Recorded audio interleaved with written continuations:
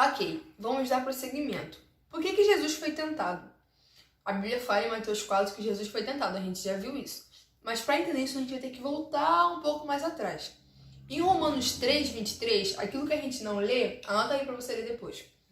Diz que todos pecaram, todos, e carecem da glória de Deus. Ou seja, todo mundo pecou. Eu pequei, você pecou, infelizmente pecamos todos os momentos. Mas quando alguém comete um crime, tem uma sentença. E alguém tem que pagar por essa sentença. Geralmente é a pessoa que cometeu. E a gente comete, não crimes exatamente, mas a gente comete, falhas contra Deus o tempo inteiro. Então, todo mundo pecou e todo mundo comete isso o tempo inteiro. Então, alguém precisa pagar o preço daquilo que a gente faz. Ou a gente morre, ou alguém morre no nosso lugar. Então, lá em Levítico, se você ler Levítico 4, Levítico 5, ele começa a dar várias instruções para o povo de Israel sobre os animais inocentes que vão morrer pela culpa que eles têm, né? E a gente sabe que tudo isso, na verdade, só existiu para apontar para Jesus. Mas agora você imagina, eu deveria morrer. Ok, não vou morrer, mas quem vai morrer no meu lugar? Um animal, né? Porque tem que ter uma morte. Mas imagina se toda vez que eu pecasse eu tivesse que matar um animal. Imagina todas as pessoas do mundo tendo que matar um animal sem que pecasse. Ia ser, muita coisa. Muita coisa. Isso tudo era só uma sombra para aquele que ia vir de um jeito definitivo e perfeito.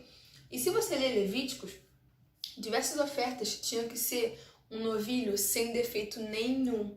Ou seja, perfeito. Então, eu sou pecadora. Eu não consigo pagar pelo meu próprio erro, né?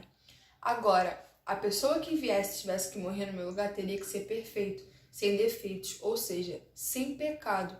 Então, Jesus ele foi tentado para que ele vencesse a tentação e ele ficasse claro que ele era um homem sem pecado nenhum. Agora, eu queria pedir que você rapidinho abrisse em Hebreus 9, a partir do versículo 25. A gente vai ler do 25 ao 27 rapidinho. Ó. Ele não entrou para oferecer a si mesmo muitas vezes como o sumo sacerdote entra todos os anos no Santo dos Santos com sangue alheio. Né? O sumo sacerdote entra oferecendo animal pelo pecado de todo mundo. Assim se faz no povo de Israel. Se fosse assim, ele precisaria ter sofrido muitas vezes desde a fundação do mundo. Agora, porém, ao chegar ao fim dos tempos, ele se manifestou de uma vez por todas para aniquilar o pecado por meio do sacrifício de si mesmo. E assim como aos homens está ordenado morrerem uma só vez, vindo depois disso o juízo, assim também Cristo, tendo se oferecido uma vez por todas para tirar o pecado de muitos, aparecerá a segunda vez, não para tirar pecados, mas para salvar aqueles que esperam por ele. Glória a Deus. Então, Jesus foi tentado para provar que ele era um novilho sem defeitos, que ele não pecou.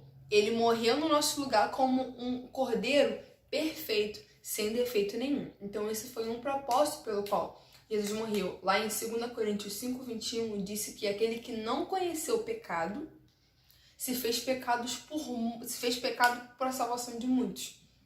Então, enfim, o primeiro propósito da morte, da tentação de Jesus foi ele ser o cordeiro perfeito, sem pecados. O segundo foi para mostrar para a gente que ele veio como homem e conseguiu vencer a tentação. Logo, nós que somos homens também podemos conseguir. Pode parar.